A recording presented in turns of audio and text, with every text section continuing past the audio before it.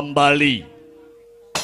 Gesangipun Duryudana mboten saged ayem lan tentrem menawi para Pandhawa maksih gesang wonten alam padhang menika. Pramila ora aneh ora mokal menawi saben dina Duryudana tansah ngungkih sarana murih pejahing para Pandhawa. Paman Sengguni ngertos piyambak menawi Pandhawa taksih gesang mesti kemawon para Pandhawa badhe tansah hangucik-ucik keprabon negaring Astina menika. Menawi Pandhawa taksih hangucik-ucik keprabon Astina tan wurunga, Ngastina ing mangke badhe wangsul wonten panguwasanipun para Pandhawa. Lajeng kados pundi nasibipun kula sakadang Sata Kurawa? Mila dinten sakmangke kula badhe nyuwun iguh pratikelipun para pinisepuh. Keparenga sakmangke atur pamrayogi supados para Pandhawa boten lami gesang wonten jagat raya. Nyawa-nyawa jimat kula nggih. Sesembahan kula donya praping delahan. Bebasanipun sampun katelasan gagasan ingkang paman ing kepatihan wungsal wangsul kula sampun pados sarana maika dhateng para Pandhawa supados Pandhawa punika pejah. Supados Pandhawa menika mboten lami gesang wonten ing jagat raya menika. Namung nyuwun sewu panjenengan priksa piyambak wungsal wangsul cara miwah karti sampeka ingkang kula tindakaken malah cabar gagar wigar datanpa karya. Malah miturut pamanggih kula menika gumun setahun jembleng serendeng ing atase Pandhawa menika sami-sami umate pangeran. Panjenengan sakadang Sata Kurawa inggih umating Gusti ingkang akarya jagat. Nanging sabab menapa gesangipun ing Madyapada bentenipun bebasan bumi kaliyan langit. Pandhawa marambah makaping-kaping dipun ajab patinipun boten nate kasembadan. Malah pendak-pendak Pandhawa dipun incim pejahipun para Pandhawa malah ngantukaken wujudipun kanugrahan. Mila saking menika nggih Blaka Suta blak utang terus terang menawi ingkang paman ing kepatihan dipun dangu supados damel sanggit rungsit murih curnaning para Pandhawa. Kula sampun kentekan akal kok nggih. Kula sampun kentekan cara. Ewadene sakmangke paduka tetep badhe ndangu dhateng kula. Menika sejatosipun lepat lho nggih. Menika sejatosipun klentu. Lepatipun papan wonten pundi paman? Sinuwun. Nyatanipun kula menika durung nate srawung karo para Pandhawa. Wiwit Pandhawa alit lan para Kurawa maksih umur timur ingkang paman boten nate kumpul, boten nate srawung, boten nate sak pejagong karo para Pandhawa. Pramila menawi paduka ndangu dhateng ingkang paman kula nyuwun sewu, kula sampun katelasan akal kok nggih. Senggunipun boten saged ngulir budi, miwir pikir miwah angasah kadewasan. Namung kula nyuwun sewu datang mriki sejatosipun wonten tiyang ingkang trep lan pantes adamel pejahipun para Pandhawa. Amargi tiyang menika dados gurunipun para Pandhawa. Kula kinten tiyang kala wau sampun ngertos babakan pengapesanipun para Pandhawa sabab sampun tetahunan anggenipun srawung kalian para Pandhawa. Malah sipating guru utawi Dwija kedahipun sampun mangertos babakan pengapesanipun para Pandhawa. Sinten paman? Mboten asanes namung Kakang Panembahan Begawan Durna. Pramila menawi anak angger Duryudana andangu babakan pejahipun para Pandhawa, monggo kula aturi ndangu Kakang Panembahan Durna. Mbok menawi saged atur pamrayogi babakan karti sampeka miwah sanggit rungsit pejahipun para Pandhawa menika kadosa pundi? Ya jagat, ya dewa, ya Bathara. Kadidene winalik ingkang dados araos kula, Bapa Panembahan Begawan Durna. Wonten dawuh nggih, wonten dawuh tinimbalan. Nyambung dhateng pangandikanipun Paman Harya Sangguni. lakar sedaya pangandikanipun paman Sengkuni menika leres. Leresipun mapan wonten pundi nggih? Bapa Durna sampun dangu campur kalian para Pandhawa. Bapa Durna menika mangertos babagan lair lan batinipun para Pandhawa. Pramila kula nyuwun pamrayoginipun Bapa Durna kados pundi srananipun supados para Pandhawa cilik nemahi lelara gedhe-gedhene tumekaning pralaya. Kados pundi cara lan gagasan Paduka Bapa Panembahan Bekadurna.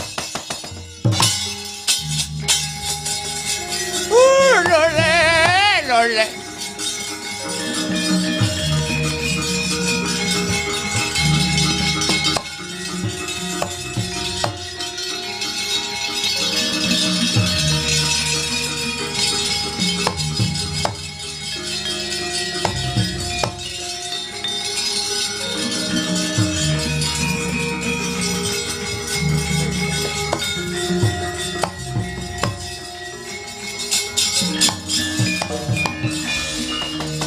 Permara reh mangusa humya ngambrengeng kadi karonaning kaswasih aring marga Hamalatgung ore sang Ganta Mastrat maca leng-leng lalu manguladi Surya mangrangsang wayah Surya mangrangsang wayah Omyo samor wayahanto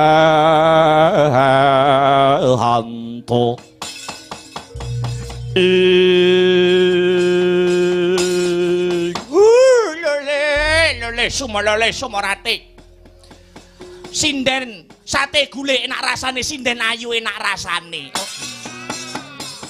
Adipate Harya Tengkuni iya ados pundi Kakang Durna pinter tenan sampean golek-goleke gawean wong tuwa. Anak Prabu Duryudana pancen leres kula menika gurunipun para Pandhawa kula menika diwijahanipun para Pandhawa. Pandhawa lan Kurawa rumiyin pancen dipun titipaken dhateng ingkang Bapa ing Sukalima kalian Rama panjenengan Dipati Dastarata supados kula nggulawentah ing arah Aji Jaya Kawijayan. Guna kasantikan bebasan tinata mendat jinara mentar pinaku bendal binedil jundil. Lah inggih. Kedahipun Bapa Durna mangertos. Kedahipun Bapa Durna mangertos babagan pengapesan murih ringking para Pandhawa. Nyuwun sewu nggih. Menawi babagan keringkian kula menika mangertos, namung kula boten saged matur. Dasaripun menapa wawatonipun menapa Bapa Durna ngaten kula menika guru ngaten jarwane guru menika digugu lan ditiru pangrengga kula dhateng para Pandhawa sampun kados putra kula piyambak Pandhawa menika pun kula anggap kadidene atmaja kula piyambak semanten ugi para sata Kurawa loro-loronipun menika boten wonten ingkang kula benten-bentenaken. Sedaya menika sami boten badhe kula emban cindhe, emban ciladan. Nyuwun sewu Kakang Durna. Pripun? Sampeyan badhe usul napa malih dijuni? Ring arak sampeyan kudune ngerti keringkiyane para Pandhawa. Ngerti kemawon. Kula dateng ajeng kok sampun matur. Kenang apa panjenengan kok mboten saged ngaturake. Nyuwun sewu Dipatih, nyuwun sewu. Sengkuni dudu Durna, Durna dudu Sengkuni. Nek Sengkuni kuwi patih, nek Durna niku pujangga. Saklinipun pujangga, kula menika guru utawi dwijanipun para Kurawa lan para Pandhawa. Mila ora ana jamake guru kok nglorotke karo murite. Ora ana critane guru kok ngalap ngincim pati karo murite niku mboten wonten. Ora enek tinane guru gendak karo murite, nggih mboten wonten. Mereka langka tinemu yang ngerasa muka tinemu yang ngakal. Nyuwun sewu, nyuwun sewu. Niki sing dirembuk dudu perkara guru njlemprongke murid. Ning sing dirembuk niku nyuwun sewu sampeyan niku urip lan ngiyup dumateng pundi? Kula urip lan ngiyup dumateng negaring Astina ingkang paring sandang kang sarta pangan dhateng jengandika Kakang Pakni anak Prabu Duryudana. Tegesipun sampeyan lahir batin anggenipun belani dhateng negara Ngastina. Lho, mesti kemawon lahir batin kenging menapa sampeyan ora gelem ngaturke babakan patine para Pandhawa. Tegese sampeyan ora netepi sumpah sampeyan nalika sampeyan dipun sumpah dados pejabat wonten ing negari Ngastina mriki. Lho mengke riyen Dipati mengke riyen. Ampun dipun campur aduk kudu pisah pancen bener. Kula menika Nayaka Praja nanging kula Nayaka Praja menika mapan wonten ing negari Ngastina. Menawi wonten Sokalima kula menika guru, kula menika Dwija. Sakniki kula tak takon karo sampeyan. Sakniki sampeyan lenggah dhateng pundi? Das pundi? Sakniki Kakang Pakni Gondel Sokalima menika lenggah wonten pundi? Wonten kursi. Kursi negara Ngastina. Tegese saiki dapukane guru napa Nayaka? Ayo. Saiki iki lho, ning kene iki dapukane guru apa Nayaka? Ngrebab apa meking? Nah. Kula saniki Nayaka. Nek pun bali ning Sokalima guru. Kenging menapa sipating Nayaka kok malah gawe kuciwane Sinunana Angger Duryudana kedahipun sampeyan kena kinarya pemarem. Kula menika guru. Guru nak ning Sokalima kana. Ning nek teng mriki sampeyan niku Nayaka, sampeyan niku pejabat negara Ngastina. Lule, ora usah lule kok. Kok malah lule. Niki sampeyan kedah matur. Ora cukup gur didoli lule. Sampeyan ora susah selak ndadak matur dadi guru. Nek sampeyan ora gelem ngendikake babakan keringkianing para Pandhawa, apa njaluk dijabel kelungguhane dadi Nayaka? Apa njaluk sampeyan ora diakoni dadi pejabat mapan negara Ngastina? Apa njaluk iki mengko pertapanmu Sokalima dimbrukke. Nek Sokalima njaluk dimbrukke ora masalah. Yen Sokalima wis ambruk, iki mengko Sokalima bakal tak dekne komplek, ngono. Aja. Sampeyan arep milih ngendi? Duduhi keringane para Pandhawa apa ta yen ora? Sampeyan dateng mriki niku senes guru, nanging Nayaka Praja, Nayaka negara Ngastina.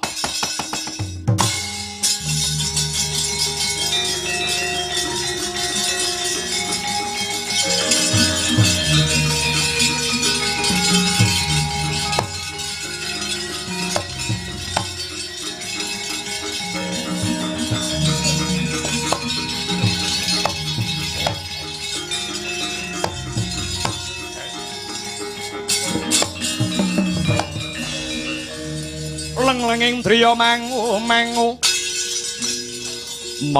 gung kanduhan limang lir-lirno tanpa kanin lir-lirno tanpa kanin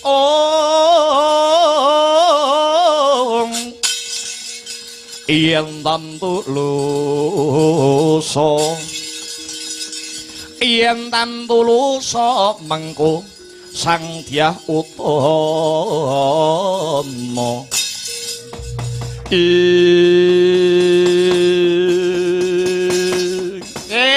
nggih. Apaksa kula badhe matur. Sebabe apa Pandhawa niku kok kuat, sebabe menapa Pandhawa niku kok sekti. Merga Pandhawa niku wonten sing nunggu. Sing nunggu gendruwo. Mboten. Sing nunggu Pandhawa niku cacah wonten kalih. Setunggal Nalindra ing Dwarawati Prabu Sri Bathara Kresna titising Sang Hyang Wisnu dewaning kabagyan dewaning katentreman angka kalih pamongipun para Pandhawa naminipun Semar Badranaya. Pramila Pandhawa wiwit biyen nganti saiki ora bisa dijangka patine awit Pandhawa cedhak karo wong loro niku. Kula nyuwun sewu. Nek arep nyirnake nata ing Dwarawati kula kinten kok angel. Ning nyuwun sewu, nek mateni Semar, dasare Semar niku derajate ngaceplik loro saudon telu sauruban. Gedibal 17 kere munggah bali gampang anggenipun badhe mejahi dhateng Semar. Ampun ngawur Dipati, ampun ngawur.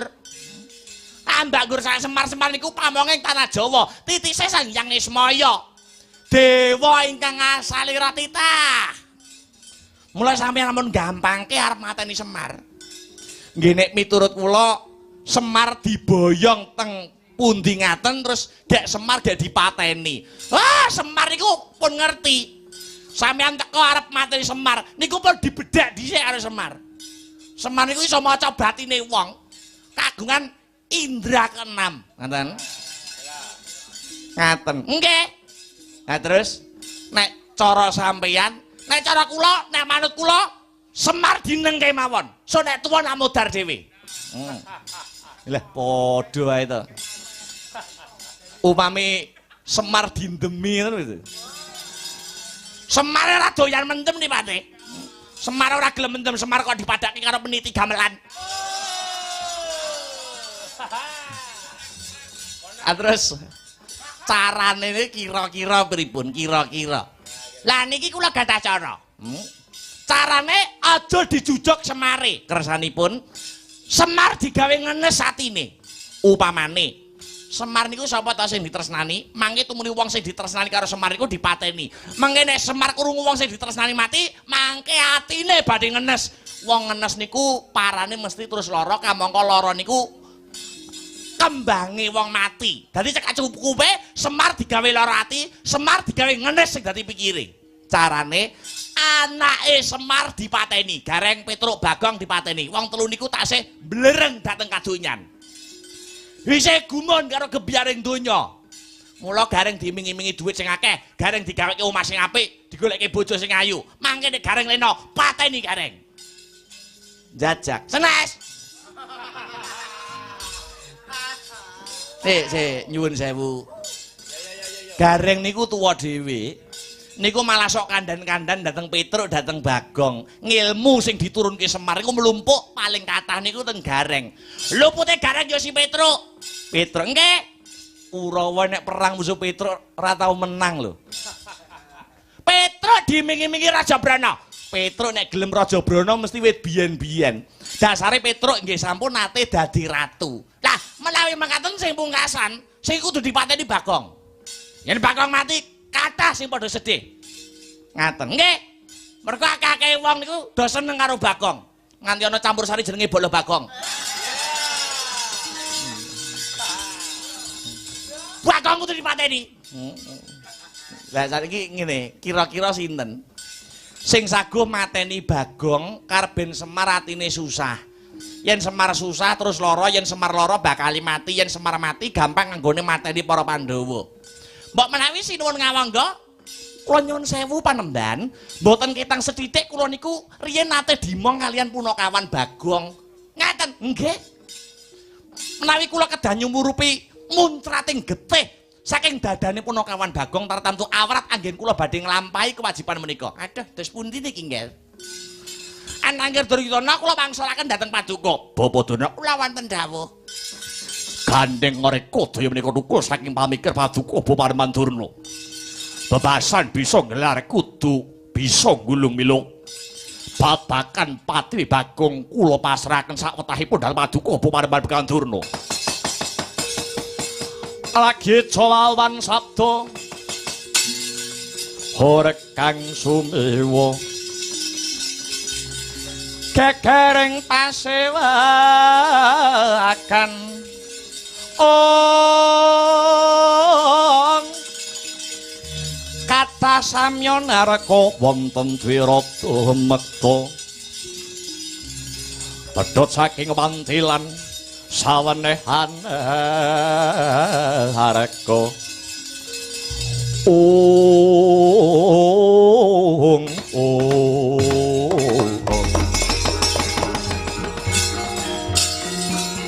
Pandita karya wangsit pindha kumbang ajab ing tawang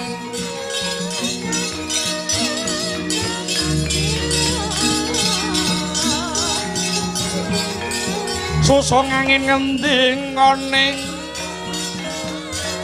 susong angin ngendingone miwang kali ingkang kong ong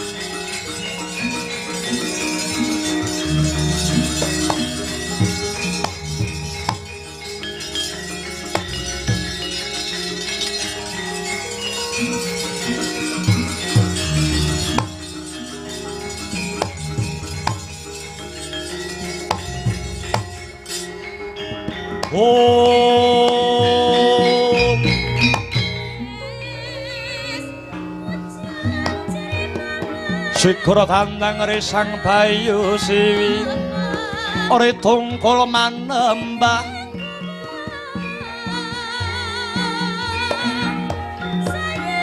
angler boyo kuntop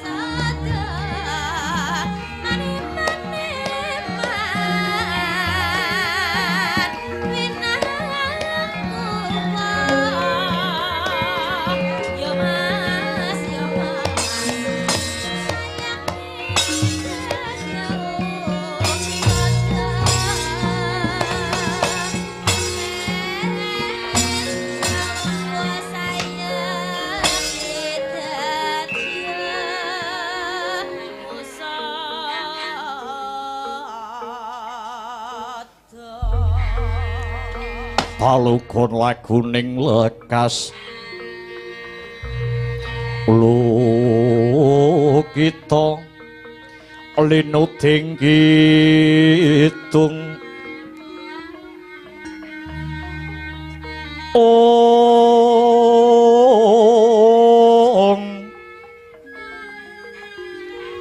kadung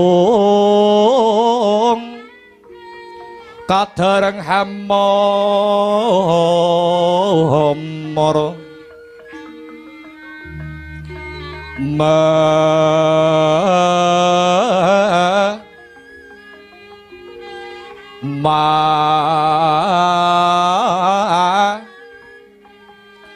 ngun manah rahayu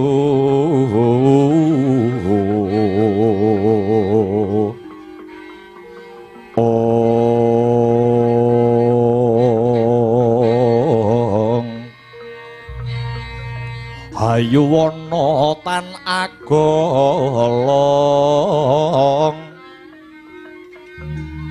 gumolong manadukara ong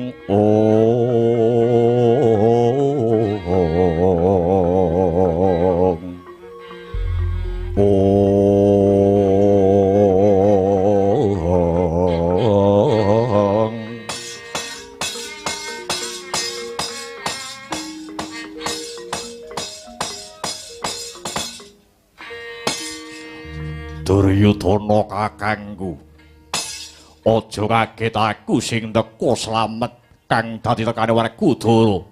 Werkudara ya njanur gunung Kadingaren sira Yayi Werkudara ngabiyantara setinggil negara Ngastina tekamu karo sapa Dimas? Karo Jlamprong ya si Janaka. Nanging Janaka cukup nunggu ana pasiban njaba. Lah banjur ana parigawe apa sira sowan ana ngarasaning pun Kakang Yayi? Duryudana kakangku sing gedhe pangapuramu tekaku ana Ngastina ora butuh karo Duryudana nanging pancen niatku kepengin sowan ana guruku Bapa Pandhita Durna. Wigatine apa Yayi? Mung ana babakan ingkang bakal rinumpaka marang Durna guruku. Bapa Durna, kula wonten dawuh nggih. Yayi Werkudara dinten sakmangke mbetahaken panjenengan Bapa Durna. Nyuwun sewu menapa dipun keparengaken pun Bapa Radi Majeng anggenipun lenggah mungkuraken dhateng anak Prabu kula sumangga panemban. Pandhita Karya wangsit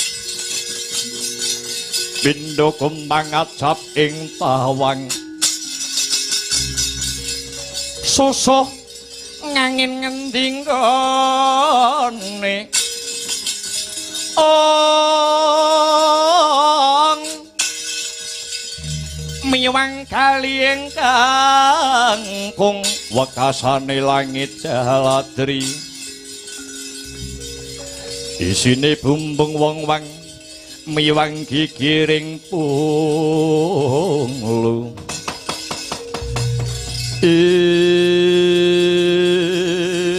kok ning dungkul wana dadi alas-alas dadi prunas apa butuhmu nger Werkudara aku mung bakal takon karo Durna guruku dina iki Punta Dewa kakangku lagi sedih merga sawetara iki ana Tricandra utawa telung wulan iki bojone Punta Dewa kakangku Mbak Yu Drupadi ilang.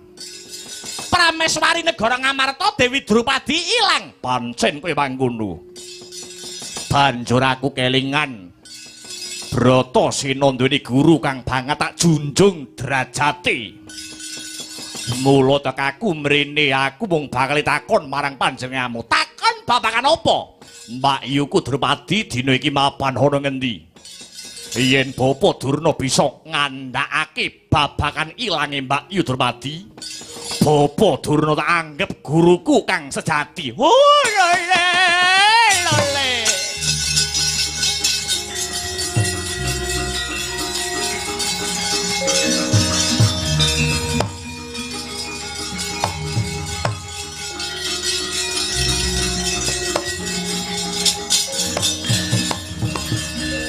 Ikra tandang resang bayu siwiri tungkul manembah angler boyo kuntap Hara piye sejatine pun bapa wis sumurup dina iki Mbak Yu lagi murca utawa ilang yen miturut netra pramana jatine Panembahan Bakandurna sak brebetan pun bapa wis nampa wangsit saka Pradewa. Timbule Dewi Drupadi kudu mawa kurban utawa kudu nganggo pangurbanan. Hawet ana tetembungan Jer Basuki mawa baya kelakoni Panjangka kudu mawa pangurbanan. Sapa sing kudu tak pateni? Kandha kanthi prasaja Durna guruku. Menungsa sing kudu dadi tumbak ya kuwi menungsa sing cangeme jembar. Piye? Sing cangeme jembar. Mripate kaya ndok ceplok. Kuwi sing kudu mbok pateni, kuwi tumbale. Menurut wangsit yang saya tampa begitu. Sapa menungsane ora sah dadak rikuh Kang Sarta Pekiwuh. Kowe aja kaget ya Werkudara. Miturut wangsit kang tak tampa, timbule Mbak Yu Drupadi. Kudu mau korban ya kuwi abdimu, kula kawan sing jenenge Bagong. Dina iki uga Bagong kudu mbok pateni Werkudara. Wah.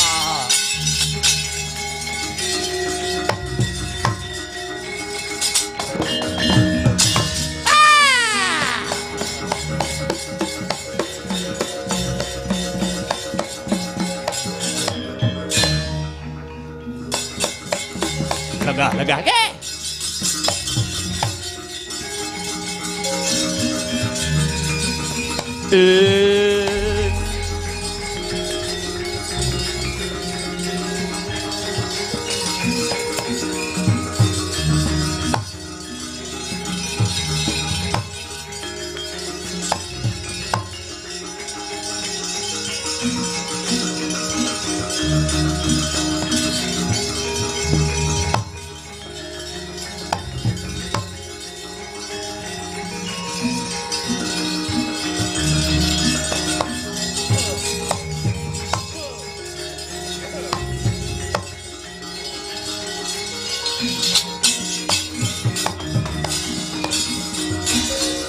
adiatur-tur miturut anut sumarah mring Gusti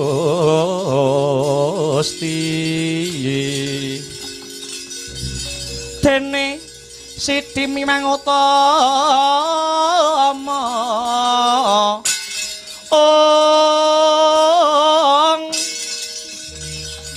panindak ing praja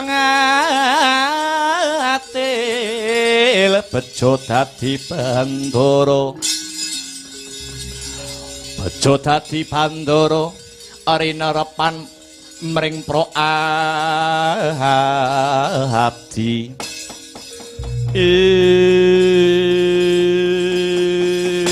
Dipate pripun Dipate panjenengan percaya napa mboten kalian kadigdayan kula wong kuwi nek lagi winong wong karo dewa apa sak ciptane dadi sak sedyane bakal katekan wong ini idu geni ora kaya Durna murid kula umat kula niku kathah ora perintah ngalar mesti ngalar ngidul-ngidul ngetan-ngetan ngulan-ngulan Durna niki idune idu geni mandi hari perintah hari umat kula Werkudara mak brabat mateni Bakong terus pundi nggih ning kok perasaan kula niki mengki kok alur ceritane kok ruwet ora kaya sing panjenengan jangka ora kaya sing panjenengan rencanakaken mikir niku sing positif-positif Dipate ora usah mikir sing mboten-mboten ora usah kok pesimis nggih wong niku menciptakan sugesti positif lha niku lho aja mikir sing mboten-mboten nggih ning disawang mawon. Nggih. Paman sengune kula wonten dawuh ampun nidakake lakune Yayi Werkudara. Niki mangke menawi wonten boten trimane babagan Bagong dipateni. Kadang Sata Kurawa kudu melu jumangkah, kadang para Kurawa kudu melu ngrembiyah. Nak-naknen dhateng senika ugi antuk pengasih saking Gusti ingkang Maha Asih. Sedaya gegayuhan mugi saged kasembadan anggenipun hangangkah patining para Pandhawa. Karata warma kula wonten dawuh Koko Prabu Ameji ingkang rayipun tirta tinalang. Bubarna kang padha gantung Sibayudi panjenenganing Sunarsa kundur hangedaton. Trawaca dawuh pangandika paduka kalilan amit madal pasilan aja kaya bocah cilik. Sabet biar katalika wau paripurna pangandikaning Nalendra ing Ngastina tumuli kundur hangedaton gawis tinggal tindaknya Sang Sri Naranata lamun katinon saking Mandrawa sajak wis tanggap ing sasmita.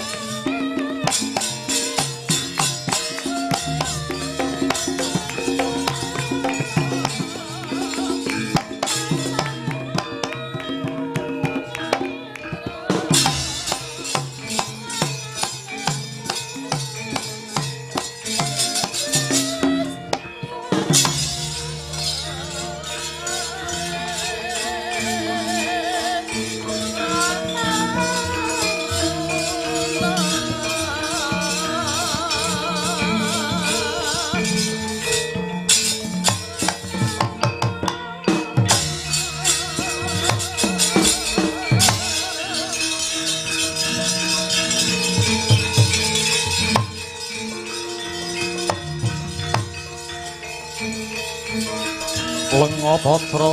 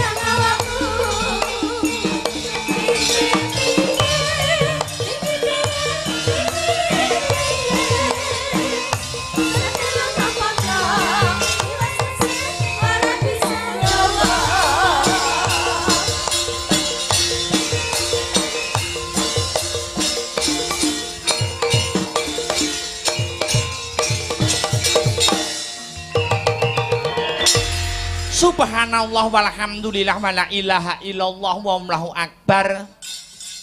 Nduk anakku sing setinik-tinik, anakku sing ayu dhewe nduk, Limbuk.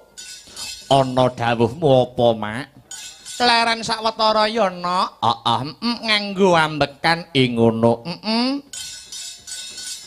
Iya ngestokake dawuh, ngendoni swasana kang kenceng, abot repote awake dhewe nampa dawuh saka pepunden kene. Iya, ning sadurunge matur sing akeh-akeh, ayo anakku Limbuk tak gandeng tanganmu sing tengen. Iya, bareng-bareng bengi iki ya kuwi ngunjukake rasa puja lan puji syukur.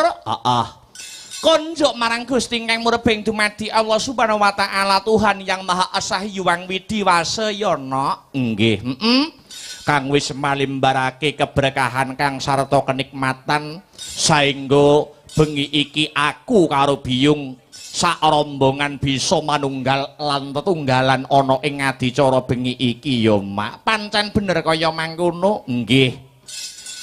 Banjur bengi iki janjane adicarane apa? Piye?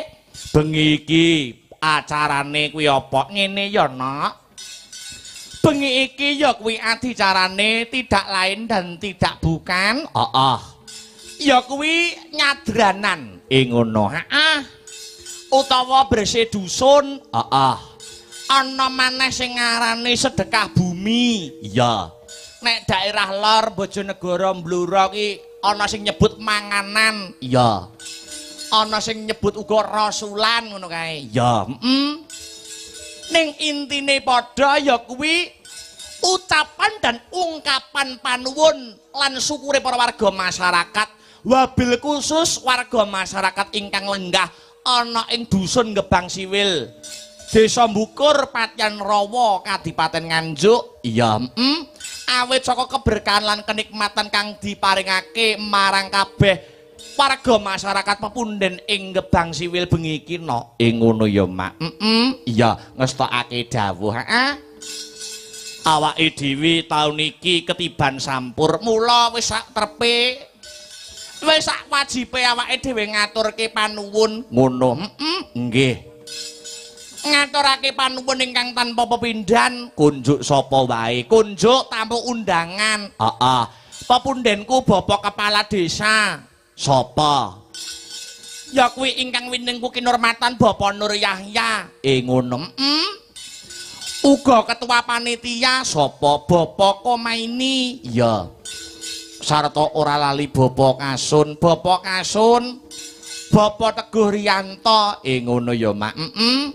Sumrambahe panitia. Heeh. Kang wis ikut andil buat repot kanggo terselenggaranya pagelaran wayang kulit pada malam hari ini. Dan tentu juga ucapan terima kasih yang sangat besar. Ndak aturake kanggo seluruh para warga masyarakat kang lenggah ana ing dusun Gebang Siwil. Ewadene taun iki awake dhewe sing ketiban sampur kinen paring lelipur. Bot repote nampa dawuh ya kuwi gelar hiburan, gelar kelir gantung gong. Ya kuwi mengeti adicara bersih dusun warga masyarakat dusun Gebang Siwil. Ngono ya, Mak. Alhamdulillah, alhamdulillah wa syukurillah. Iya. Iso sowan rene maneh. Wis kangen nok. Ngono. Luar biasa wiwit sore wis rame. Wis wiwit sore wis rame. Disembadani karo para panitia. Pancen bener. Ucapan syukure, ucapan syukure, ungkapan syukure, agenda rutin tiap tahun. Gusti Allah, Gusti kang murbeng dumadi manut agamane awake dhewe wis nate ngendika lumantar kitab suci sing piye, Mak, jarwane. Sok sapa sing seneng ngegungake rasa syukur, sayekti bakal ditambah sing dadi nikmati kosok baline. Sapa sing kufur? Kufur kuwi ora gelem nyukuri marang nikmate pangeran, bakal nampa bebendu utawa siksane Gusti Allah kang gegirisi. Ngono ya, Mak. Nanging warga masyarakat Gebang Siwil istiqomah anggone nindakake adicara bersih dusun kaya kang kagelar dening bengi iki. Pancen bener kaya mangkono. Iya ngestokake dawuh. Ternyatane iki adicara rutin tiap tahun nek ora kleru awake dhewe wis tau sowan rene ning biyen wis suwe no. Ngono. Wis suwe biyen tau sowan rene ning Gebang Siwil. Iki lagi iso ketemu maneh. Keselan dalang tau mergo awake dhewe pas tumbuk. Ngono. Pas tumbuk, pas tempuk pentas ning daerah liya, kedisian daerah liya, terus digenteni karo dalang liya. Sapa kuwi? Masku dhewe. Ngono. Mas Badar Alam. Ya, ning alhamdulillah bengi iki awake dhewe sing nampa kapitayan sowan tinimbalan maneh. Pancen bener kaya mangkono.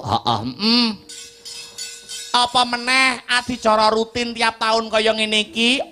Kaya nyadran, kaya bersih dusun, sedekah bumi. Kaya ngene iki wis menjadi tradisi utawa wis dadi budaya kang sarta jati dirine wong Nuswantara kok no. Ngono. Jenenge wae budaya. Budaya saka tembung budidayane manungsa kang ambabar marang kaendahan. Ngono. Mula sing jenenge budaya karo agama kuwi aja nganti dicampurno. Ngono. ing antaraning agama kelawan budaya yen dicampur iki mengko ndak cawuh. Ngono. Iya. Ibarate kaya sandal kae lho no. Iya. Sandal kae senajan wujude padha nanging bentuke beda ya kuwi tengen karo kiwa. Ngono. Yen sandal kuwi sak pasang tengen kabeh kuwi angel dienggo mlaku. Ngono angel digunakake. Begitu juga tumraping agama kelawan budaya aja dicampur mundhak cawuh ning kudu seiring sejalan mlaku bareng iya tembunge agama hablum minallah kang sarta hablum minanas ngono hablum minallah ki hubungane menungsa karo Gusti Allah ngono yen hablum minanas hubungane awake dhewe padha padaning umate pangeran. Ngono. Dalam bersosialisasi bermasyarakat. Lah kuwi nganggo budaya. Ngono. Waton budaya ora tabrakan karo agama, fa insyaallah ya ora enek eleke. Ngono ya, Mak. Contone nak ana budaya sing ya kuwi nganti saiki tetep diuri-uri karo wong Nuswantara. Ngono. Kuwi anane ya nggur ning Indonesia tok. Apa? Angger riyaya ngono kae lho, Nok. Iya. Angger bar bodo lebaran, heeh. Ngono kae terus salam-salaman sobo karo tangga teparo, heeh, mubeng ning tangga teparo. Kuwi ora enek. Ning bangsa Arab ora enek. Iya, mergo kuwi budaya sakjane. Ning budaya sing positif, iya, ran ing ngapuran, heeh. Ning Arab ora ana. Ngono. Kaya bengi iki barang. Iya, iki ya budaya, heeh. Ora tabrakan, ora cengkah kelawan agama, ora. Iya. Apa meneh ana ing adicara nyadranan, sedekah bumi, ya. Ngene iki akeh nilai-nilai positif yang terkandung di dalamnya. Upamane ana ya kuwi siji nilai syukuran, loro sedekahan, telu seduluran. Ngono, syukuran, nyukuri nikmating pangeran kaya sing tak aturke mau ngarep. Angka loro sedekahan, sedekah ngetoke ragate kanggo menghibur para warga masyarakat. Sing diuntungkan ora mung pelaku senine ning bakul-bakul UMKM uga berputar. Iya, iki termasuk sedekah dana rasa. Iya, terus sing angka telu seduluran. Ngeraketake balung pisah sing ora tau kumpul karo tanggane dadi kumpul karo tanggane. Pancen bener kaya mangkono. Iya, kaya ngene iki berarti ngeraketke tali silaturahmi wujude budaya nanging di dalam budaya kuwi ana nilai-nilai agama yang terkandung ya Mak. Pancen bener kaya mangkono. Uga ngaturke panuwun Nok. Konjuk mau urung ndak sebutake. Ya kuwi pepundhenku Bapak Ulum Bastomi. Ngono anggota Dewan DPRD Nganjuk. Ya, uga nyengkuyung pagelaran bengi iki. Ngono ya, Mak. Alhamdulillah wa syukurillah kebak berkah kelawan barokah. Sing baku ndonga-ndonga. Muga-muga seluruh rangkaian adicara bersih dusun nyadran utawa sedekah bumi kang wis kasembadan katindakake. Ya. Sarampunge wayangan dusun kene ya kuwi dusun Gebang Siwil. Dadya dusun sing baldatun thayyibatun warapun ghafur. Gemah ripah Allah jinawi karta tata turaharja, murah sandang kelawan pangan cinaketok ing kamulyan, tinebihna saka bencana alam. Amin amin amin Allahumma. Amin. Allahumma. Amin. Hasbuna Allah wa ni'mal wakil. Ni'mal maula wa ni'mal nasir. Wala haula wala quwwata illa billahil aliyyil azim. Gusti Allah sesembahanku ingkang tetulung marang aku. Ora ana daya linangkung kejebak saking Allah kang Maha. Putri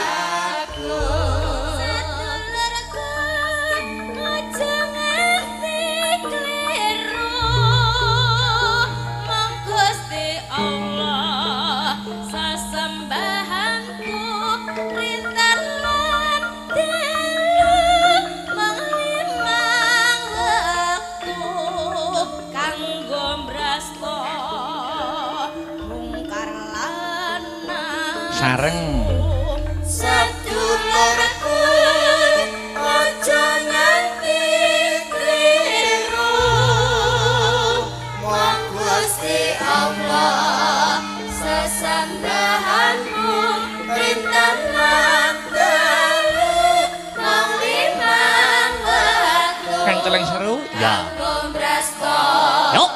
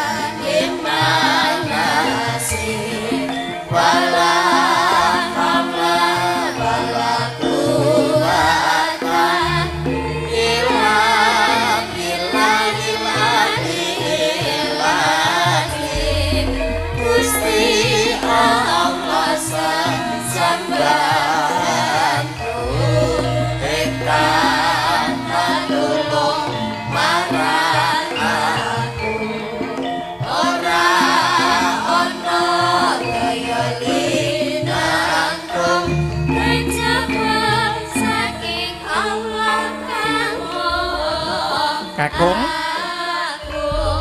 sedulurku aja nganti kliru mong Gusti Allah sesembahanmu rintan lan dalu mong limang wektu kanggo mrasta mungkar lan nafsu sareng aja nganti kliru mong Gusti Allah sesembahanmu rintan lan dalu mong limang waktu kanggo mrasta mungkar lan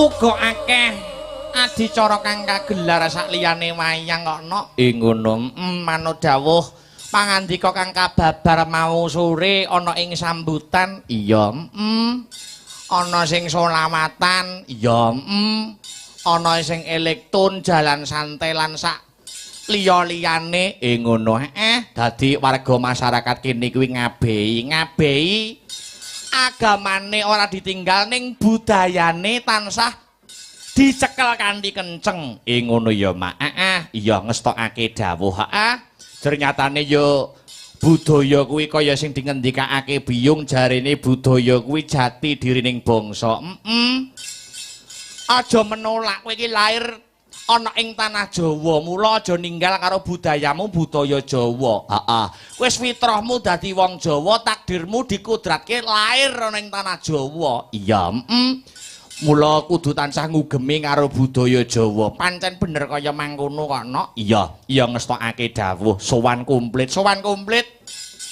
kanca-kanca ya kuwi sanggar seni Astabrata mijil saka Jalan Mastrip Gandung Kidul Kecamatan Nganjuk Kadipaten Nganjuk iya komplit ora komplit dikomplit-komplitke iya pengrawit sinden wayang gamelan ala tanpa rupa nggawa saka gubuk Mastrip iya mak iya ngestokake dawuh apa meneh iki disembadani disumbutke Kang Sarto di live streaming disiarkan langsung iya ya kuwi lumantar channel YouTube sang Astabrata Media ngono Astabrata Media ya dadi sing ndongake warga masyarakat dusun Gebang Siwil ora ngemungake penonton sutresna budaya pecinta wayang kulit kang rawuh ana ing lokasi nanging para sutresna budaya ya kuwi pengikut channel YouTube Astabrata Media sing memonitor lumantar channel YouTube uga melu ndongake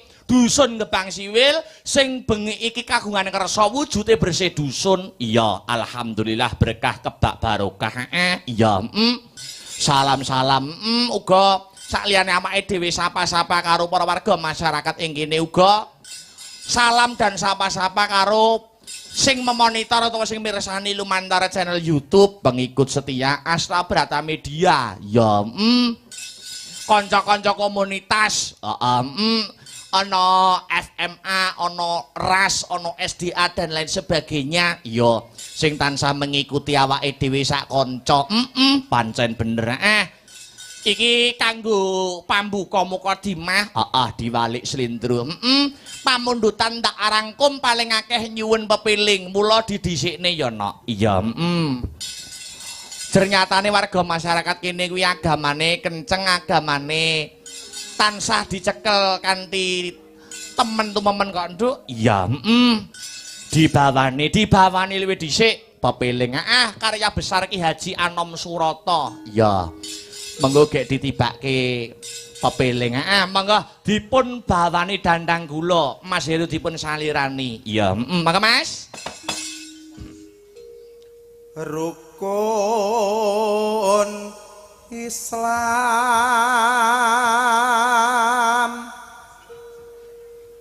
kang lima puniki katindakna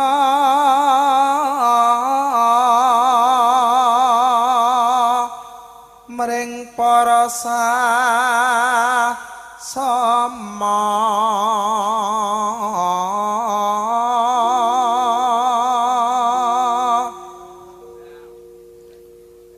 aja padha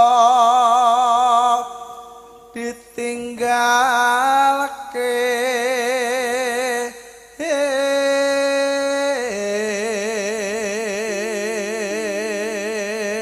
menggo arambung pepiling Mas Gareng tak aturi munggah. Iya, arambung pepiling. Iya, bengi iki tunggone karo anune maratuwane. Iya, Ayah Sugeng. Iya. Mula ana bintang tamu pucet. Iya. Lanjut, Rukun Islam puniku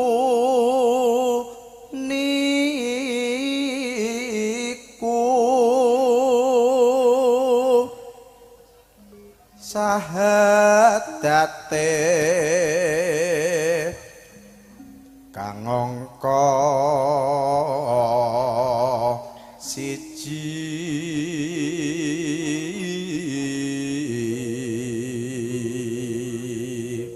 angka kalih kang angka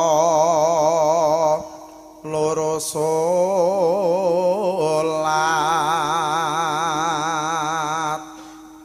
dene kang telu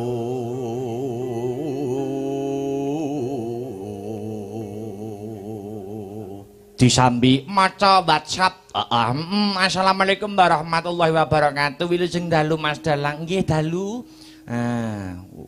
Saking Pak Waris Sugiono memonitor. Iya, ana meneh. Assalamualaikum warahmatullahi wabarakatuh. Waalaikumsalam. Wilujeng dalu. Lan kru Astra Brata Mas Akbar sukses selalu antuk keberkahan saking Allah Ta'ala. Menawi dipun paringi pepiling ya nggih, saking Bunda Angel FMA matur suwun saking kula Bapak Lasiman wonten TKP ya. Wis nyalami wis mau sore Bapak Lasiman ya. Apalane kanca-kanca angger aku wis nyebut Bapak Lasiman ya. Kanca-kanca Astra Brata iki tanpa Bapak Lasiman ora iso awit no. Iya. Iya. Ayo, Ramadan, yuk. Ramadan nindakne poso papat zakat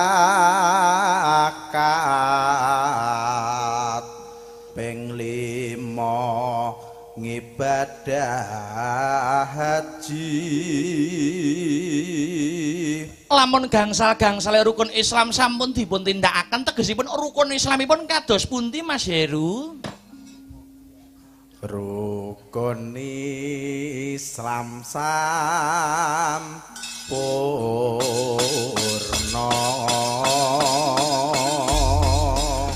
Wis katur tibake pepiling. Ya. Pepiling karya besar Ki Haji Anom Surata untuk salam pambuka, untuk para warga masyarakat Gebang Siwil, Kang Sarto yang memonitor lumantar Astabrata Media, ya buka, ya coba kaya ngapa, dadeke cok, ya.